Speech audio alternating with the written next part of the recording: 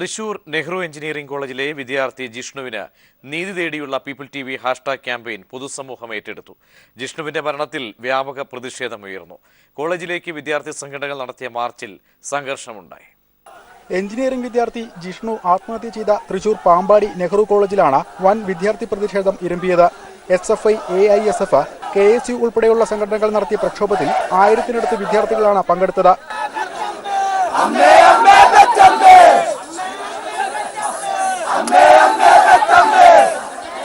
Police വലയം ഭേദിച്ച് ഉള്ളിൽ കയറിയ വിദ്യാർത്ഥികൾ ഇടിമുറിയെന്ന് ആരോപിക്കുന്ന PRO ഓഫീസ് അടിച്ചു തകർത്തു.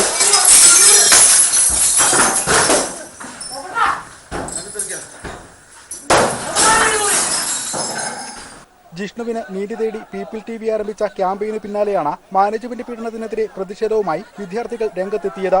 വരും ദിവസങ്ങളിൽ സമരം നെഹ്റു ഗ്രൂപ്പിന്റെ മറ്റു കോളേജുകളിലേക്കും വ്യാപിപ്പിക്കുമെന്ന് SFI സംസ്ഥാന സെക്രട്ടറി M. വിജിൻ പറഞ്ഞു.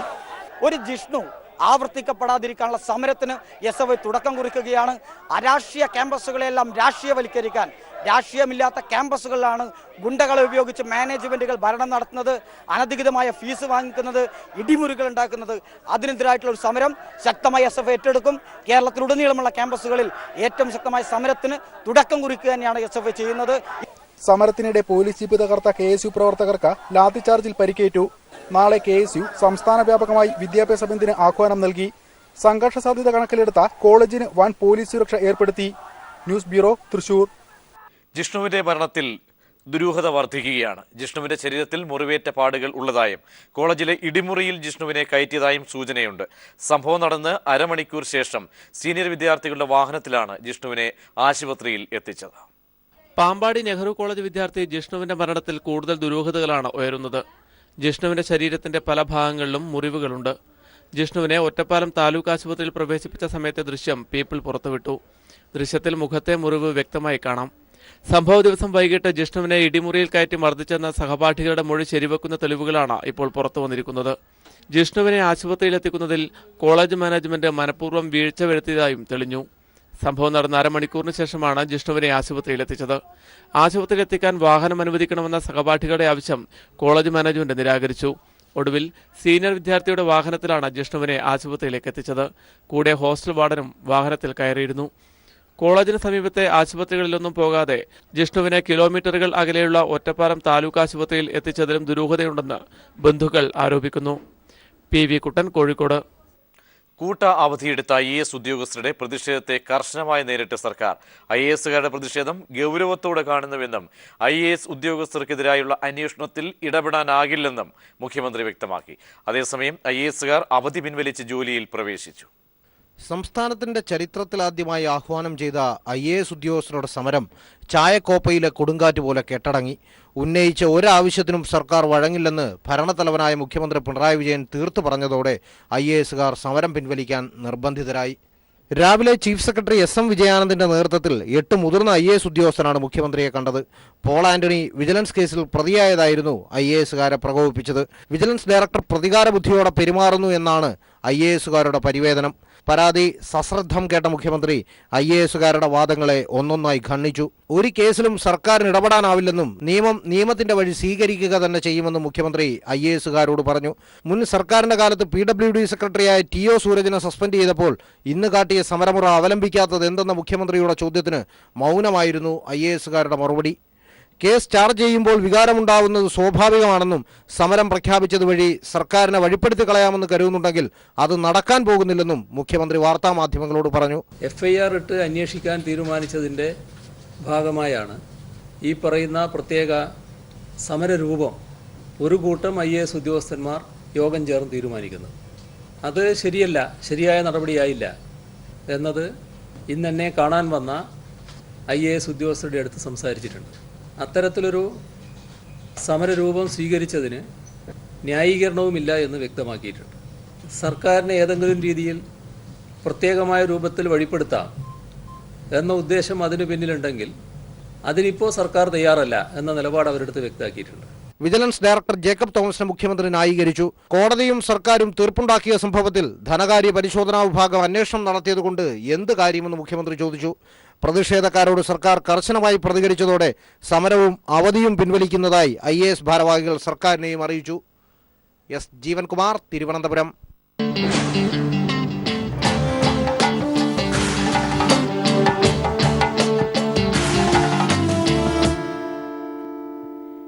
സൈക്കിൾ ചിഹ്നത്തിൽ അവകാശമുന്നയിച്ച് മുലായം സിംഗ് യാദവും അഖിലേഷ് യാദവ് ക്യാമ്പിന് വേണ്ടി രാംഗോപാൽ യാദവും വീണ്ടും തെരഞ്ഞെടുപ്പ് കമ്മീഷനെ കണ്ടു.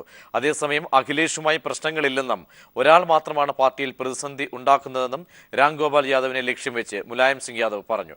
പാർട്ടിയിൽ നിന്നും പുറത്താക്കപ്പെട്ട രാംഗോപാൽ യാദവിന്റെ രാജ്യസഭാംഗത്വം റദ്ദാക്കണമെന്നാവശ്യപ്പെട്ട് മുലായം രാജ്യസഭാ ചെയർമാന് കത്തയച്ചു. സമാജ്വാദി പാർട്ടിയുടെ ഔദ്യോഗിക ചിഹ്നമായ സൈക്കിളിന് വേണ്ടിയുള്ള അവകാശ തർക്കം തുടരുകയാണ്. ഔദ്യോഗിക ചിഹ്നത്തിന് അവകാശം താൻ അധ്യക്ഷനായ സമാജ്വാദി പാർട്ടിക്കാണെന്ന് തെളിയിക്കുന്ന രേഖകളുമായാണ് മുലായം സിംഗ് യാദവ് തിരഞ്ഞെടുപ്പ് കമ്മീഷനെ കണ്ടത്. മുലായത്തിന്റെ അടുത്ത അനുയായികളായ ശിവ്പാൽ യാദവും അമർ സിംഗും തിരഞ്ഞെടുപ്പ് കമ്മീഷനുമായുള്ള കൂടിക്കാഴ്ചയിൽ പങ്കെടുത്തു. അഖിലേഷിന് വേണ്ടി രാംഗോപാൽ യാദവ് സമർപ്പിച്ച രേഖകളുടെ ആധികാരികത പരിശോധിക്കണമെന്ന് മുലായം തിരഞ്ഞെടുപ്പ് കമ്മീഷനോട് ആവശ്യപ്പെട്ടു. മുലായം അടങ്ങിയതിന് തൊട്ടു പിന്നാലെ രാംഗോപാൽ യാദവും തിരഞ്ഞെടുപ്പ് കമ്മീഷനെ കാണാനെത്തി. അഖിലേഷിന്റെ നേതൃത്വത്തിലുള്ള പാർട്ടിയാണ് ഔദ്യോഗിക പക്ഷമെന്ന് തെളിയിക്കുന്ന എല്ലാ രേഖകളും കൈമാറിയിട്ടുണ്ടെന്നും തിരഞ്ഞെടുപ്പ് കമ്മീഷൻ വൈകാതെ ഉചിതമായ തീരുമാനമെടുക്കുമെന്നും കൂടിക്കാഴ്ചയ്ക്ക് ശേഷം രാംഗോപാൽ യാദവ് പറഞ്ഞു.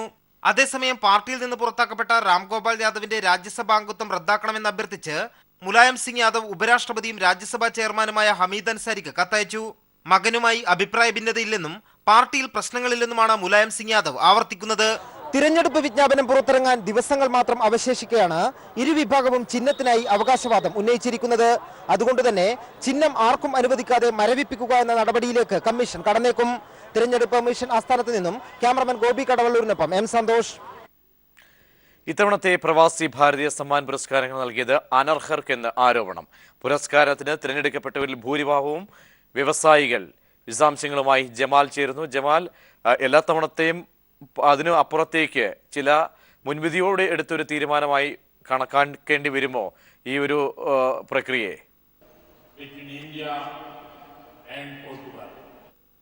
പ്രവാസി ഭാരതീയ ദിവസത്തിൽ പ്രവാസി ഭാരതീയ സമ്മാൻ പുരസ്കാരങ്ങൾ സമ്മാനിച്ചത്. ഇതിൽ പ്രത്യേകം എടുത്തു പറയേണ്ടത് ഏറ്റവും കൂടുതൽ മലയാളികൾ അല്ലെങ്കിൽ ഇന്ത്യക്കാർ അധിവസിക്കുന്ന ഗൾഫ് രാജ്യങ്ങളിൽ നിന്ന് വളരെ നാമമാത്രമായ ആളുകൾക്ക് മാത്രമാണ് പ്രവാസി ഭാരതീയ പുരസ്കാര സമ്മാനം ലഭിച്ചത്. അബുദാബിയിലെ ഇന്ത്യൻ സോഷ്യൽ സെന്ററിനും ഒപ്പം തന്നെ UAE ഒരു പ്രവാസി ഇന്ത്യൻ വ്യവസായി, ഒപ്പം തന്നെ ഖത്തറിൽ നിന്ന് ഖത്തർ ബാങ്കിന്റെ ദോഹ ബാങ്കിന്റെ സീതാറാം, ബഹ്റിനിൽ നിന്ന് രാജശേഖരൻ പിള്ള തുടങ്ങി ഏതാനും ചിലർക്ക് മാത്രമാണ് ഇത് ലഭിച്ചത്. പ്രധാനമായും വാണിജ്യ രംഗത്തുള്ളവർക്കാണ് ഇത്തവണ പ്രവാസി ഭാരതീയ സമ്മാനം ലഭിച്ചത് എന്നാണ് പ്രത്യേകം പരാമർശിക്കേണ്ടത്.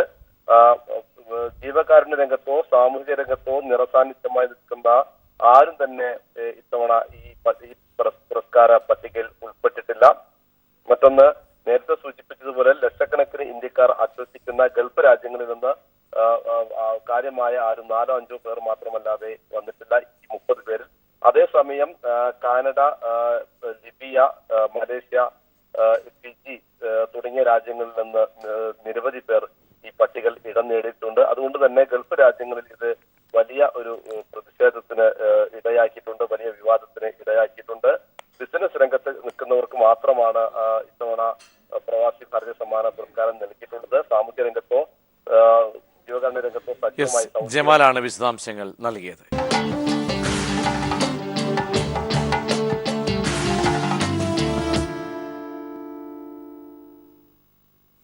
വസന്തകാലത്തെ ഏറ്റവും പകിട്ടുള്ള ഒരു പുഷ്പ ഇനമാണ് ടുലീപ്പ് പൂക്കൾ. സാധാരണ ഒറ്റത്തണ്ടിൽ വിരിയുന്ന പൂക്കളാണിവ. ടുലീപ്പ് ചെടിയുടെ ആകൃതിയും വലിപ്പവും ഏത് സ്ഥലത്തും ഇവ നട്ടുവളർത്തുന്നതിന് അനുയോജ്യമായ വിധത്തിലാണുള്ളത്. 75 സെന്റിമീറ്റർ ഉയരത്തിൽ വരെ വളരുന്ന ഇനങ്ങളുണ്ടെങ്കിലും 30 സെന്റിമീറ്റർ താഴെ മാത്രം വളരുന്ന ഇനങ്ങളാണ് ഏറെയും നട്ടുവളർത്തപ്പെടുന്നത്. സെപ്റ്റംബർ മുതൽ ഡിസംബർ വരെയുള്ള മാസങ്ങളിൽ കിഴങ്ങ് നട്ടാണ് ടുലീപ്പ് ചെടികൾ മുളപ്പിച്ചെടുക്കുന്നത്. നല്ല നീർവാർച്ചയുള്ള മണ്ണും സൂര്യപ്രകാശവും ട്യൂലിപ്പുകളുടെ വളർച്ചയ്ക്ക് അനിവാര്യമാണ്. കിളച്ചു മറിച്ചു നിരപ്പാക്കിയ മണ്ണിൽ ചാണകപ്പൊടിയും എല്ലുപൊടിയും മണലും ചേർത്തിളക്കുന്നു. 10 മുതൽ 23 സെന്റിമീറ്റർ അകലത്തിലായി 10 മുതൽ 15 സെന്റിമീറ്റർ ആഴത്തിലാണ് കിഴങ്ങ് നടുന്നത്. തണുപ്പുകാലത്ത് മണ്ണിനു മുകളിൽ കരിയില വിരിച്ചിടണം. തണുപ്പ് അധികമായാൽ പുഷ്പകാലം വൈകുകയും പുഷ്പങ്ങൾ നിറം കുറഞ്ഞതായിരിക്കുകയും ചെയ്യും. ടുലിപ്പ് പുഷ്പകാലത്തിന് ശേഷം ഇലകൾ ഉണങ്ങി നശിച്ചാലും കിഴങ്ങ് മണ്ണിൽ തന്നെ അവശേഷിക്കും. ചിലയിടങ്ങളിൽ കിഴങ്ങ് കിളച്ചെടുത്ത് കഴുകി നടീൽ സമയം വരെ തണലും തണുപ്പുമുള്ള സ്ഥലത്ത് സൂക്ഷിക്കാറുണ്ട്. ഒരു കിഴങ്ങിൽ നിന്ന് 9ഓളം പുഷ്പങ്ങളുണ്ടാകും. ഇലകൾ നീണ്ട് വീതി കുറഞ്ഞതോ അണ്ഡാകാരത്തിലുള്ളതോ ആയിരിക്കും. പുഷ്പത്തിന് 3 ബാഹ്യദളങ്ങളും 3 ദളങ്ങളും 6 കേസരങ്ങളും ഉണ്ടായിരിക്കും. ദളങ്ങളും ബാഹ്യദളങ്ങളും കാഴ്ചയിൽ ഒരുപോലെയായിരിക്കും. ഇവയിൽ അനേകം പരന്ന വിത്തുകളുണ്ട്. വിത്തുപാകി മുളപ്പിച്ച് നടുമ്പോൾ ഭംഗിയുള്ള ഒറ്റ നിറത്തിലുള്ള പുഷ്പങ്ങൾ തന്നെ ഉണ്ടാകുമെങ്കിലും ആവർത്തനം കൂടുന്തോറും പുഷ്പങ്ങൾക്ക് അഴകും നിറവും കുറഞ്ഞുവരും. ഇതുമൂലം കിഴങ്ങാണ് മുഖ്യ നടീൽ വസ്തുവായി ഉപയോഗിക്കാറുള്ളത്. ലീഫ് സ്പോട്ട് എന്ന കുമിളുടെ ഇലകൾ നശിച്ചു പോകാറുണ്ട്. ബോർഡോ മിശ്രിതം തളിക്കുകയും രോഗബാധിത സസ്യങ്ങൾ കത്തിച്ചു കളയുകയുമാണ് രോഗം തടയാനുള്ള മാർഗങ്ങൾ. മൊസൈക്ക് രോഗം ബാധിച്ച സസ്യങ്ങളിലെ ഒറ്റ നിറമുള്ള പുഷ്പങ്ങളിൽ വരകളും പൊട്ടുകളും കാണപ്പെടുന്നു. ടൂലിപ്പുകൾക്ക് ധാരാളം സങ്കര ഇനങ്ങളുമുണ്ട്. News desk, people TV.